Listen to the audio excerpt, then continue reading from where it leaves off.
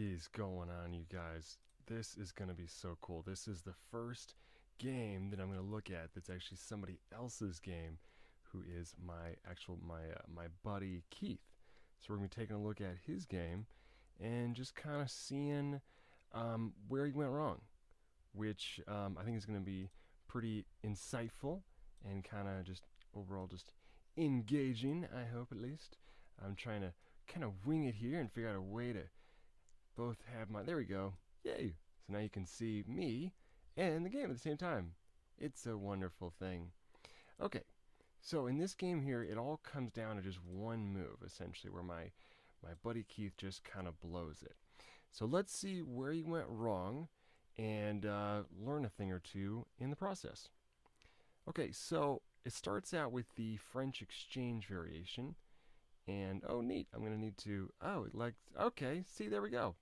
Just like this. Hey, sweet. I am figuring this out. Oh, man. So the game starts out e4 and then e6. Keith is playing black. He loses this game.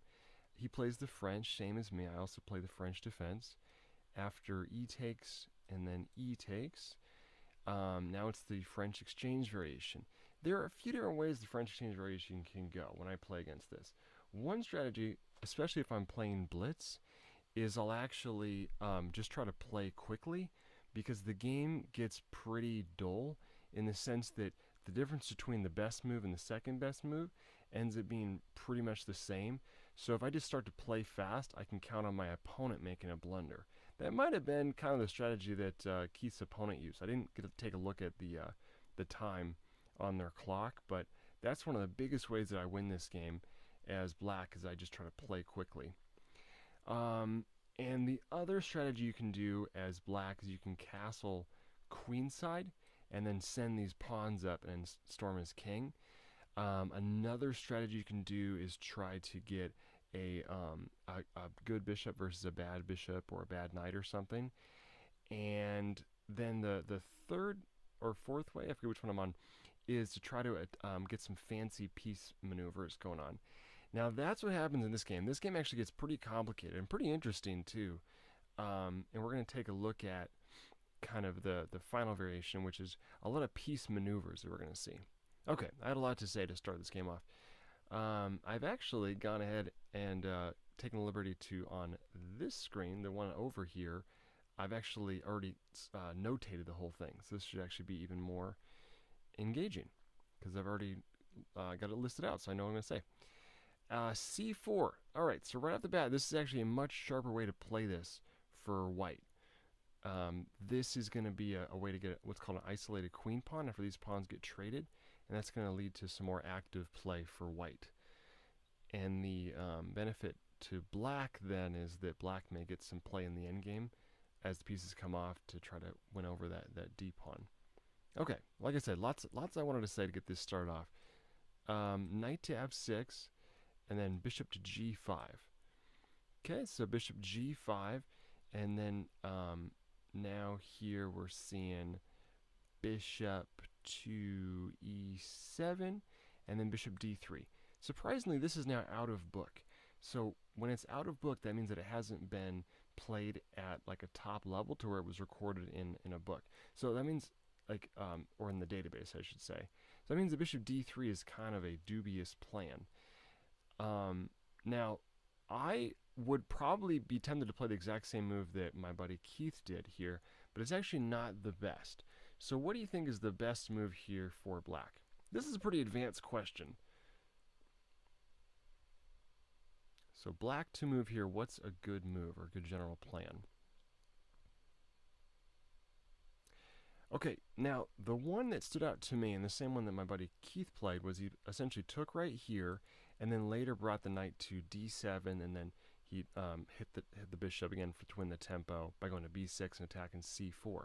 Surprisingly, that's actually not the best plan. It would have been better actually just go right ahead and castle, and I'll show you why. So if castle's right here, and then knight to c3, knight c6 actually, kind of a different way to play this. Not going just for that one move kind of tempo on the bishop, but knight c6, knight g to e2, d takes c4, bishop takes c4, and now h6, hitting the bishop here, bishop comes right here, and then bishop f5. Like I said, this is pretty advanced. So this here is going to be a little bit better than the way it was played. Black has just as active, if not slightly more active pieces than white does. But what's the one difference here? Hey, look at me! I'm making an advanced video. Again, this is a hard question. What's the one big difference as far as why black may have a tiny bit of an edge here? If you said the isolated queen pawn that I alluded to earlier, you are right.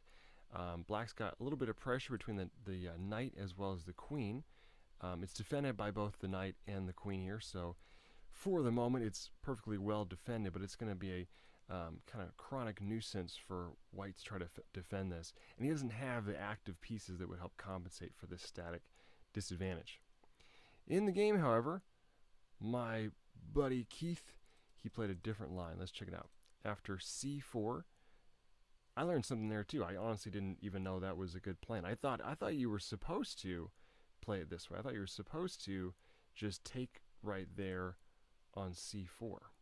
Whoops, where am I at?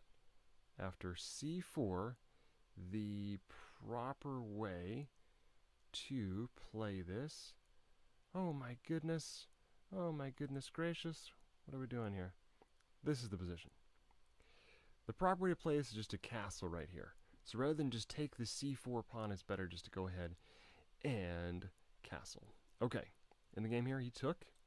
Let's see what happens next. After takes right here, now he castles. Slightly different way to play it. Knight here to e2. After knight to e2, looks like we could definitely transpose. So to be honest with you, I'm not 100% sure why this is a different plan. Looks like it would transpose perfectly fine after knight to c6. Well, let's take a look. After bishop to g4, this is another move I don't like that much. It's hard to enjoy the sight of the bishop being on g4. I don't know. Looks like because f3 comes in and then the knight goes to g3 to hit this bishop again here. So I'm just not sure why the bishop's on g4. I think that putting out to f5 would be a little bit better. And then what's interesting actually is the computer advises playing h6. Now these are small nuances that matter just in the fact that they kind of snowball. Even if it's just like a 0.2 advantage or a 0.15 advantage, over time those can kind of build up to make a bigger difference. That's why I'm kind of taking the time to sort of split hairs here. h6, bishop to h4, c6. This is an alternative plan suggested by the computer that's going to lead to a slight advantage actually for black. c6, castles, knight bd7, h3, now hitting the knight. See, the computer also does use this plan sometimes. Bring the knight to b6 and hitting this guy. Just a small difference there. Bishop to d3, now knight f to d5. If you notice here, we're attacking this bishop. Bishop now to g3, knight b4, putting an attack on this bishop here on d3. Bishop slides out to e4, and now bishop e6. Notice this is another way to develop the bishop. Rather than go to g4 or f5, I suppose the moral of the story here is that sometimes you just want to leave it be here on c8.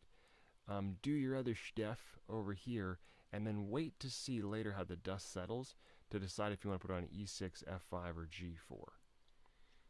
Alright, so it looks like he kind of jumped the gun essentially on deciding where that bishop should go. Yeah, you look at me, I'm learning things too. Okay, so then after bishop to g4, now the opponent goes castles. Sensible looking move here.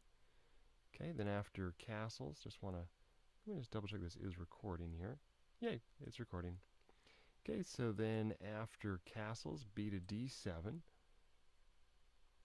feel like there's a good chance I would lose a lot of audience members right there. It seems relatively unprofessional. Stick with me. I've been coaching chess for 10 years. I know a thing or two about how to coach some chess. After castles, bishop, knight to d7. Looks like a fine move. Another kind of small nuance here, another way you could play this, is bishop takes e2. Oh, gotta go back and move here. Another bizarre kind of plan, but the theme is actually sensible. Why do you think the computer would even suggest such a horrible plan? It's interesting. I would have to take some more time to see if it is the best. What do you think the purpose of that might be? To take the knight, bishop takes. If you said to kind of undermine the defense of the d4 pawn, you are right. This would then be followed up with the move knight c6. Now this is not just pressure, but an actual threat onto this pawn, which would then require for white to defend this pawn with his piece. That's what I mean by an isolated queen pawn. Okay, the bishop would have to come back to e3, which is the only way to defend that pawn. Isolated queen pawn, isolated pawns need to be defended by pieces. They can't be defended by other pawns. Okay, so after the move played in the game, we're going to go back. Knight to d7 here. Okay, the knight comes out to right here, and it's just a very level game, just pretty even for both sides. This bishop right here looks a little bit clunky, so white has a tiny, tiny fraction of a pawn of some compensation for this isolated queen pawn. And it does guard the center, too. That's another nice thing about having one from white's perspective, is that he's got better control of the center. Okay, so then after knight to b6, of course, we're attacking this bishop right here. Bishop comes back here to b3, now rook to e8. Okay, this is a good move. I was pretty concerned about this, to be honest. I thought that weakening the diagonal here was going to be a fatal error. But the rook wasn't doing anything here on f8. Now it's controlling this open file. Pretty handy square. f3, bishop to f5. Okay, good move for this bishop here. Knight to f5. And then after right here, bishop g6, a perfectly fine move. And what do you think is white's move going to be here? Let's say you're in a tournament and you've just played your move, right? It's important that you stay at the board and you think about what white might want to do next. So what do you think is white's big scary plan that he ends up playing? Right, because you want to think about what they're going to do before they do it. That way you have your own defense ready to go. Okay, if you said the move f4, you are right. And what is so scary about this? Why is that a problem? This is an easier question, probably for someone about 1,000 rated. Okay, so f4, the trick with this then is that he's going to be trying to push an f5, okay, which is then going to trap this bishop. The bishop can't come out to h5 because both the knight and the queen are attacking it. There is only one move to save the day. Only one move. Let me give you an example of a move that does not save the day. Queen d7. Right, now we got bishop and a queen defending right here, but now f5 between the knight and the rook. We don't have enough firepower to win over this pawn. I'm going to play this out. So like if takes here, we just lost the bishop for a pawn. Clearly we would not want to go here and here. We'd lose the queen as well. So we have to do something about this f5 threat. The move is obviously not queen d7. It'd be a senseless move. My buddy Keith, he played a bad move here. He played the losing move, after which it was a landslide advantage for white, and he won pretty quickly. What do you think the right move here was? This is a very hard puzzle. Not extremely hard, but give it a go. If you're really trying to get better at chess, try to spend maybe about a minute or so on this. Let me pause the video. And the answer is h6. Before I get into that, let's look at what my buddy Keith, my buddy Keith, what Keith played. I don't have to say buddy every single time. Doesn't matter. He played knight to d5. This move loses. So the game, we're going to return to h6 in a moment here. There's just no explanation for this. I suppose maybe what he's hoping for is to go knight to e3, but f5 is going to guard against e3 because now his bishop could go right here, and it's going to trap the bishop. Looks like he just sort of forgot the threat, or didn't notice the threat of the f4 move. Not quite sure what the reasoning for that was. But now, yes, after this knight to d5 move. Ooh, okay, made a mistake there. We obviously don't want to go f5 right away. If f5 right away to trap in the bishop, now we got to win this bishop. Yoink. So before doing the move f5 himself, white needs to first exchange off these bishops. I have a funny feeling that maybe what black was hoping for here was that after knight takes, he had enough defense of the f5 square. Kind of miscalculating that again. Because the bishop and the knight, white's got 2 defenders, black's only got 2 attackers. So that's not going to quite do it. In the game, this is how it continued. So takes, knight takes, and then f5, and it's just a real sad day for black. So let's go over kind of the rest of this here up to the point where black resigned, and we'll take a look at the h6 move after that. So f5, knight takes f5, knight takes f5, and then queen g5. That's a good try. Trying to bring out the queen here a little bit. Knight comes back to g3. Now it's just defended. There's not much to that. After rook to e7, maybe trying to double up rooks here. Queen to f3, rook f8, rook a to e1, knight to d7. I don't know what that does. He's definitely given up at this point mentally, it seems like. And understandably so. He's down quite a bit of points. Oh, one more thing before I take a look at the h6 move. I wanted to also point out that on move 15, let's see, we are here. Rather than take back with the knight, it would have been more resilient to take back with the queen or rook. Which do you think? The rook actually be the best. Bringing this rook up here would just be a little more resilient.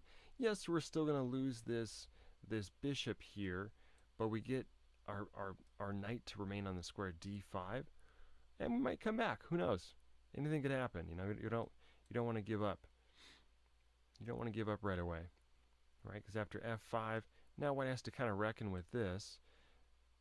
Knight to e3, forking these pieces, and this is just a sample line where white's still ahead here, but the computer actually recommends that white sacrifices the exchange. Takes, rook takes, c5, d5, queen d6. Notice both players are kind of ignoring the fact this bishop can be taken because it's not going anywhere. Bishop to c4, and then queen b6. I feel like I messed something up there. Oh, you know what it was? It was queen b6 on this turn. Queen b6, kind of putting some pressure on this b2 pawn. And also, what's the threat here? 2. It's a cheapo. What's the cheapo threat? c4 check, right? If c4 check, king's got to do something that moves away. Then you take this queen, actually. That'd be pretty handy. So you don't want to give up. You don't want to give up.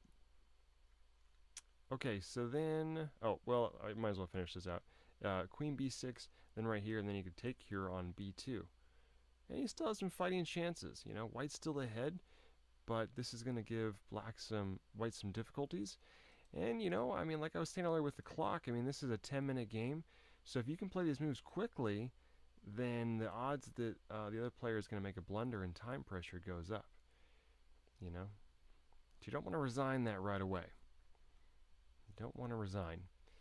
Sometimes you don't get your way sometimes, and you can't just give up right there. You got to press onwards. Okay, well, let's go back then to this position. Okay, so it would have been better here to play the move h6. Maybe for context, I'll back up to move 12 again. Okay, so this is after f3, bishop to f5, all even, Steven, just equal everything. Everything's fine. Ooh, blunder. Better move would have been h6. Let's figure out why. Okay, h6, the easy peasy answer is that it gives the bishop a square here to go to on h7. It's a little more tricky than that, but that's one concrete reason why we'd want to play this move, which seems kind of cowardly. And the other thing to be concerned about here is that if the bishop goes back to h7, then it's not very active anymore. You just have this pawn kind of shutting it out like a wall that it can't get over, and it seems to be kind of locked out of the game, almost equivalent to being down a bishop. But that's not really the case. Let's check it out. So this move h6 could be met by f5. If bishop to h4, then you just play bishop h7, f5, and now you actually have two moves. You can either go bishop to h5 or to h7. Let's start with a tricky, fun one. If bishop to h5, this move is interesting, but it runs into some complications. After knight takes h5, h takes g5 here, and then a good fighting move here. If you really want to try and get better here, try to figure out a move for white here. What's a good move for the opponent right now to keep up the attack? White has one move by far that's the best. And it's hard to guess, like really hard. It's h4. h4 would be the best move here. After which it's a murky position. It's about equal, but I think that white has a bit of an edge there. If you're so inclined, you may explore that further, kind of in your head there. Well, after the less tricky move, where are we at? We're right here, h6, then f5. After f5, then looks like we could go to h5 to make it really tricky, or we could just go down here to h7, nice and sound, safe little square for the bishop here. Now, one thing I wanted to explore here is that it looks like, for me to say that this was the saving grace, this is the way to save it, is kind of weird, because if you look at it, like I explained earlier, this bishop is locked out, and white's pieces just seem to enjoy greater activity. Black hasn't made any like huge mistakes or anything, so it's kind of confusing. It's like, well, why does white have this advantage all of a sudden? And interestingly enough, white doesn't really have an advantage. It's just a double-edged position that's equal for both sides. I think this pawn on f5 looks handy and nice, but it's actually a bit of a target. Black's position doesn't have any targets. There was f7 earlier, but the knight really can't get into g5 or anything to attack f7, and that's just going to make it really hard for white to follow up with this attack at this point. Black also, not to be a dead horse or anything, but he has the pressure on that d4 pawn, and then we have this nice square on d5 to occupy. Now that sounds all good hypothetically, but I've got the computer. Let's take a look here. What would be a sample way for this game to finish out here? Okay, so let's say bishop to f4. I'm going to provide evidence that this is a balanced position that's still pretty interesting, and then I'm going to call this video a wrap. Bishop to f4, c5, bishop e5. Again, this is just a sample line to kind of show this is a well-balanced position. Bishop to c2, knight b d7, king h1, bishop to f8. Looks passive, right? Looks bad. It's not. We're doing fine here. Queen to e2, hitting this pawn here. Oh, no problem at all. Rook to c8, rook a d1. And now we get to play a nice active move finally, after all that defending. Queen to h5. I mean, queen to a5. Hey, look at us, huh? We got some pressure. Not really a threat or anything yet, but we got some pressure on this pawn. Maybe we can follow it up later with bishop to b4, or better yet, we can play on the queen side. b5, b4 maybe, right? Bishop to a4, putting some pressure on this knight. What's the threat? It's a question for about maybe a 1400. What's the threat that white has there?